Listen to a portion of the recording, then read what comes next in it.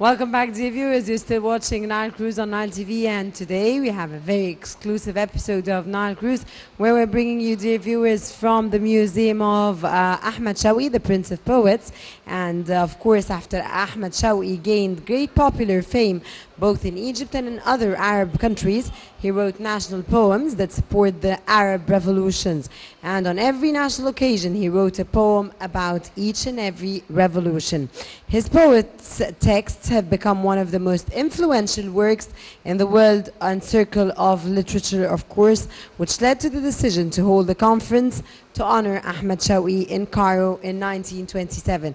Dear viewers, and in this context, we have with us today a very special guest, which is Mr. Ayman Ghoneim, which is a writer and a poet, and a very good day, sir, and it's a pleasure to have you with us in today's episode of Nile Cruise. Happy to see you. Dr. Ayman, thank you very much for being with us today on the program. Ahmad Shawqi was named the Prince of Poets. Why do you think so? Because he is the king of renovation of his own generation and his era.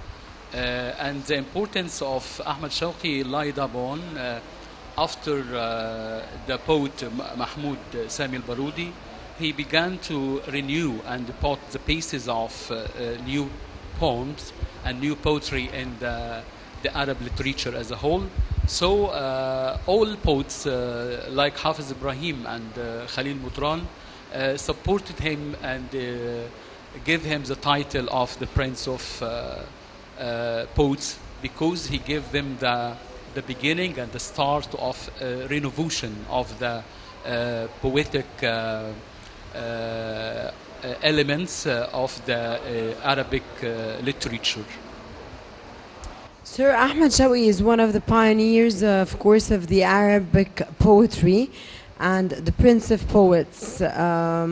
What do you think, and Ahmad Shawqi is one, and the effect of the poems on the Arabian poetry, and how far was the vocabulary unique, which we all, of course, know that Ahmad Shawqi used to use very unique vocabulary, and different, actually, and in each and every occasion he used to change his vocabulary.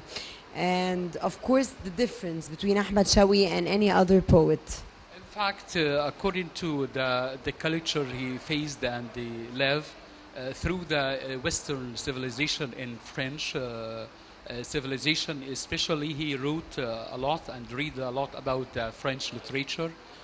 From the beginning of or after his own graduation, he read a lot about the French literature and Western as a whole. And in fact, at the exile in Spain,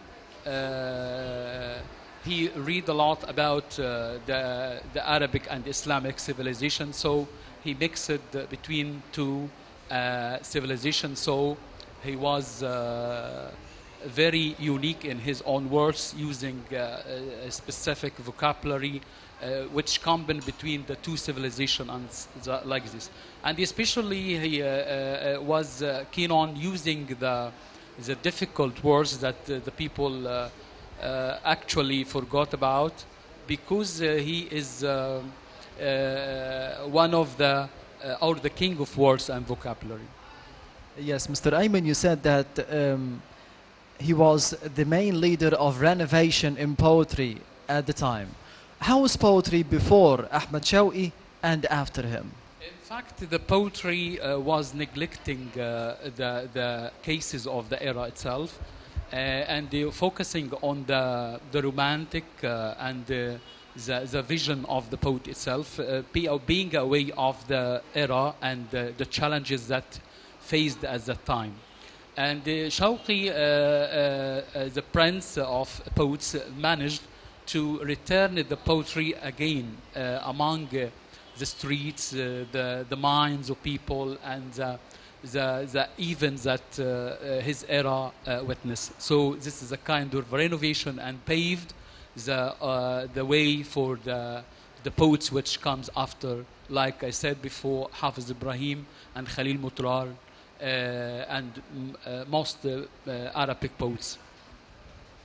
Mr. Ayman Ghoneim, how do you see, from your own perspective, do you see today a poet that we can say that the way he writes is the same way that Ahmad Shawqi, the legendary Prince of Poets, can we witness a poet today that is similar to Ahmad Shawqi?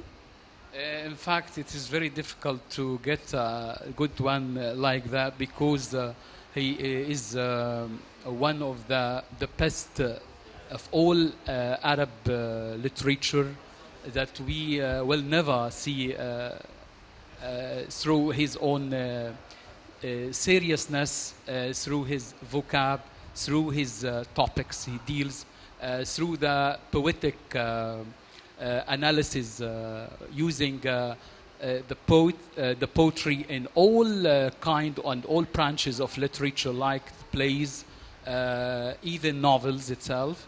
He didn't leave any branch to knock at. So it is difficult to find a similar one like that in these, and we hope that in order to find this. Yes, Mr. Ayman, you also said that he was a leader of renovation, yet he used difficult words or old words used in the prior generations or prior eras and returned them to the streets of Egypt. Do you think this can be done in this day and age in Egypt or in the world, returning poetry to the streets or the people? Why not? Because it deals with difficulty doesn't mean difficult to understand, difficult to be used. That may be a way of the thoughts of the people, but it has an echo sounded in the mind and in the feeling and the sense of people. When he heard, they will remember and be able to use again. So the difficulty didn't lie or didn't concern about to be difficult to be used, but to be difficult to be not remembered or to be able to be used easily among the common people like that. What are the most important topics that Ahmad Shawqi tackled in his own poems? In fact, one of the best topics that he tackled with the cases or the good manners. Especially he guides the people as a whole to the right path to follow. Following the Islamic beliefs and assuring all the Islamic instruction is on his own verses. Like what we called, and he praised Muhammad sallallahu alaihi wasallam in his poem Al Burda. This one of poem, I beg your pardon? Al Burda. This is what we called can't be forgotten for all people who are dealing with. As I said before, that he tried to give solutions, giving solution for the problems we are facing now, especially the good manners. And so this is a guide to the ethics and morals within his own verses like this. Ahmad Shawqi was sent into exile in Spain in 1915, and he was of Turkish origin, living in Egypt. And despite that, you say that he is always a man of good manners, speaking and writing poems about that. So he went to the West and returned with the ethics of Islam and the ethics of manners. And we can say that he took the good things from the West and left West.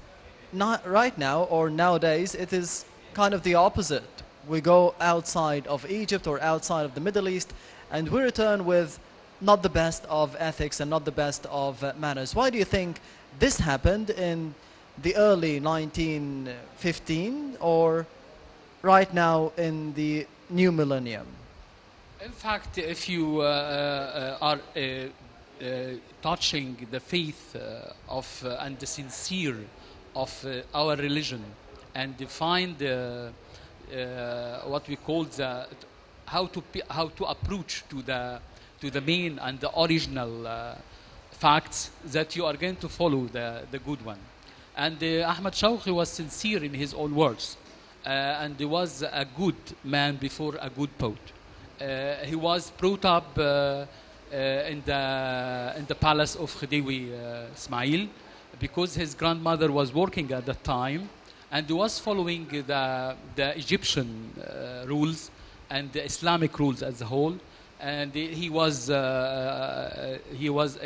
a father, a Kurdish, and his mother was Turkish, but he was brought in Egypt.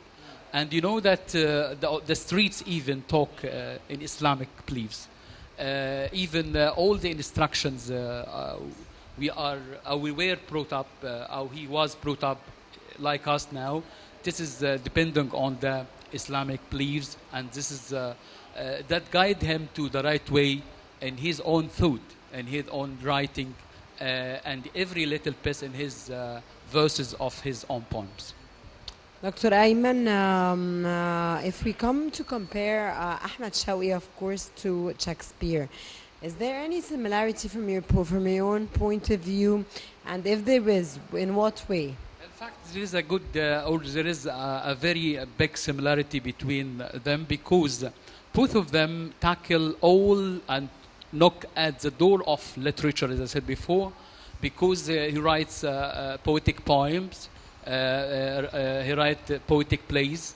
He writes novels like Shakespeare, tackle with all different or variant branches of literature, and he has a good echo till now in the English literature. And we have the same thing according to the Prince of Poets, Ahmad Shawqi. He has his own golden touch till the end of life, I think so. So both of them are so great, and we should follow their good models as writers and poets. Yes, as you said, he had a golden touch. In your opinion, as a poet, what are the masterpieces of Ahmad Shawqi, in your opinion? The masterpieces of Ahmad Shawqi, he said, فاق النبيين في خلق وفي خلق. فاق النبيين في خلق وفي خلق. وكلهم يلتمسون منه نظرة غرفا من البحر ورشفا من الديم. This what was said about Muhammad sallallahu alaihi wasallam, and this is his verses describe how our prophet was so great and merciful, and was the best of all prophets. Because he was described that he is a pioneer of our all prophets, that they try, all of them try to imitate and try to follow and to be like him. This all the verses. Did you have the same vision as a poet, or you have another vision other than Ahmad Shawqi's vision? In fact, as a poet, yes, I wrote poems, but I myself be aware of the romantic and what can be said now, because all of us talk about fancy.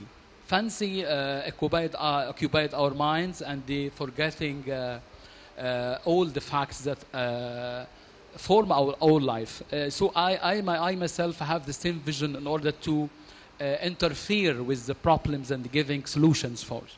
That is because the poet or the writer has a specific message to his own society, that they should, all poets and writers, tackle with the problem and giving urgent solutions, not to talk about fancy and leaving the facts. This is a very yes, taboo of our society's cultures. So dealing with fancy, forgetting facts. So I myself deal with facts and don't talk a lot about fancy. What's your message, sir? Myself, that's we should help each other, searching for happiness for each other in order to be happy. On searching happiness that you give, you should be tolerant towards others. You should be good as possible as you can towards others. That you are going to deal people as you want to be dealt with. That's it. If you want to deal in a good way, that you should give good and deals well towards others. As a poet and as a writer, can you recite a poem of yours about helping each other and making each other happy? And of course, it seems that you're affected by the Prince of Poets, Ahmad Shawqi. In fact, I myself want to. I'm going to borrow this a paper because I couldn't Yes. keep my words by heart. Yes. I from the passages or the messages that I wrote according to my country, because we are in dilemma now. So I'm going to give. I talk about my country dreams and calamities and something like that. I write it in alphabetic from A to Z.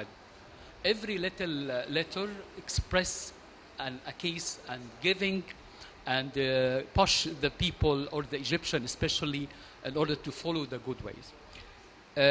كوني بلادي كما عهدتك رمز الشموخ والإباء كبرياؤك هو عنوانك في محنة كانت أو رخاء كيدهم في نحورهم إن أرادوا بك سوءا أو فناء كذبوا وافتعلوا الجرم وشاعوا فيك الفتنة والفحشاء كبكبوا في جحيم ونيران حقدهم ذاك الحمقى والدهماء كثيرون هم من يشعل الفتنة والفساد والفرقة والجفاء كلمة أقولها إنها مصر محمية من الله رغم كيد الأعداء كيف لها أن تنكسر وقد تحاكى بمجدها كل الشرفاء كانت ولا تزال قامة الدول ورمز العطاء كلنا فداؤك بلاد الجود والكرم والخير والنماء كتبت حروفك على ضفاف نيلك وارتسمت على جبينك ملامح الشهداء كلما اشتدت المحن كلما وجدنا شعبك في ارتقاء كمال بدرك رغم الظلام بازغا ورغم الانتكاسة ستظل بلادي علياء. This is a good message for all people to stick to our principles, our morals, our mottos, in order to gap this or bridge this gap that all people around try to put us in dilemma, the terrorism among us in every little path. So this, what we call, urges them to unitize, urge them to be hand in hand. That's the aim or the main message for the poets in order to follow and to assure, not to talk about the moon and we are in the ground. Ahmed, That's it's what I worth to want. mention that Dr. Ayman Ghoneim's poem is very close to the heart and Yes. is well understood. The Arabic, it's not really complicated. So Yes. it's really easy to reach every single person, intellectual or a normal person. So Dr. Ayman Thank Ghoneim, you. with this final note and this wonderful piece Thank of you very much. Thank you. poem Thank you. that you read now, we thank you so much Thank for you. joining Thank us. you. Thank And you. we thank you so much for your knowledgeable Thank you. information that added, of course, a richness to our episode today. Thank you so Thank much, you sir. so much. Thank And you. it was a Welcome. pleasure Welcome. having you in Thank you today's very much. episode of Thank Nile you. Cruise. Welcome. Welcome. Thank you so much, dear viewers, and stay with us. We'll be back again.